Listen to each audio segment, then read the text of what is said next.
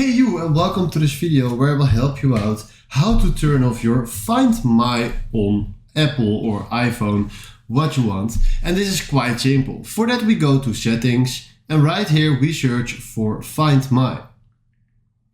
Then right here you see share my location and you see find my settings. And right now if I click here on find my settings, you can see that find my iPhone is turned on and we can turn both here off. So if you want to do this, disable find my network, you will not be able to find devices or items when not connected to Wi-Fi.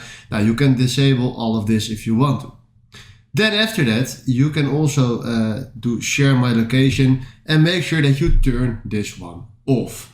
So after this, nobody can see your location on the Find My, and by clicking this on, they can find you on Find My. If we go back, you have here the share my location option, and that brings you to the same option just right here. So if you click on this, nobody can see your location. So this is exactly what you need to do. Alright, if you found this video helpful, please consider subscribing and give this video a like. And then for now, thanks for watching.